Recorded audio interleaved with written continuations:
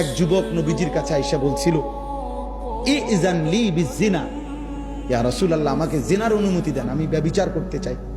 মুসলমান হাদিসে আছে সাহাবারা চিৎকার দিয়ে উঠছে, ফাজাজারুহু, সাহাবীরা তাকে ধমক দিল, ওয়া ক্বালু মাহমা, সাহাবীরা তাকে বলল, রাখো রাখো রাখো, আরে বেটা ইন্না লিল্লাহ, কি কও তুমি এটা নবীর সামনে, জিনা করতে চাচ্ছ? নবীজি সাল্লাল্লাহু আলাইহি সাল্লাম সাহাবাদেরকে বললেন, রাখো তোমরা, থামো, ওরে আমার কাছে আসতে দাও।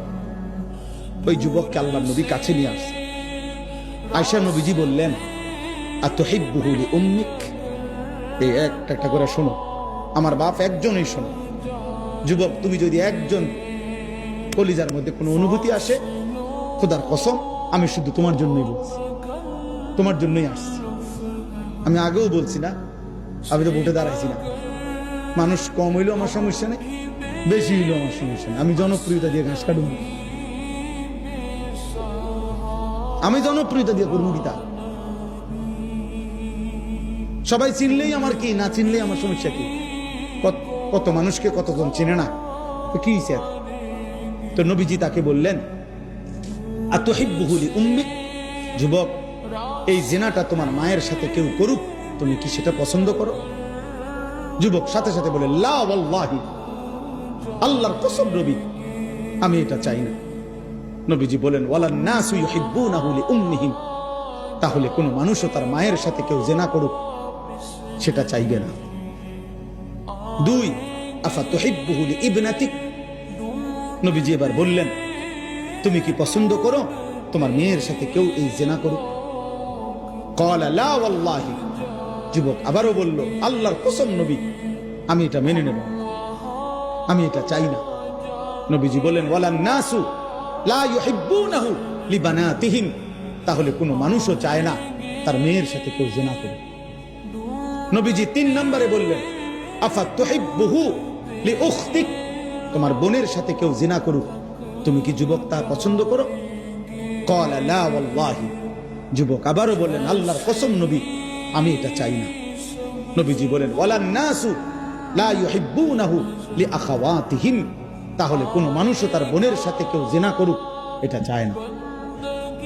নবীজি 4 নম্বরে বললেন, 5টা বলছে মোট, 4 নম্বরে বললেন, আফাতুহিব্বুহু লিআম্মাতিক, তোমার ফুফির সাথে কেউ জিনা করুক, তুমি কি এটা চাও? ক্বালা লা ওয়াল্লাহি, যুবক বললেন, না আল্লাহর কসম নবী, আমি এটা চাই না। নবীজি বললেন, ওয়ালান নাসু লা ইউহিব্বুনাহু লিআম্মাতিহিম, তাহলে কোনো মানুষও চায় না তার ফুফির সাথে কেউ জিনা করুক। 5 নম্বরে শেষটা নবী বলছে, আফাতুহিব্বুহু লিখালাতিক, তুমি কি পছন্দ করো তোমার খালার সাথে কেউ জিনা করুক? যুবক বলল, লা ওয়াল্লাহি, আল্লাহর কসম নবী, আমি এটা চাই না। নবীজি বলেন, ওয়ালান নাসু লা ইউহিব্বুনাহু লিখালাতিহিম, তাহলে কোনো মানুষও চায় না তার খালার সাথে কেউ জিনা করুক। তাহলে এবার তুমি যুবক বলো, তুমি যার সাথেই জিনা করতে চাচ্ছ সে তো কারো মা, কারো বোন, কারো মেয়ে, কারো স্ত্রী, কারো ফুফি, কারো খালা, সে কি মেনে নিবে? খোদার কসম যুবক সাথে সাথে বলছি, ইয়া রাসূলুল্লাহ, তাহলে আমি আল্লাহর কসম করে তওবা করছি, এমন গুনাহ আমি আর কোনোদিন করব না। আমার বুঝ হয়েছে ইয়া রাসূলুল্লাহ, আমার দিল খুলে গেছে।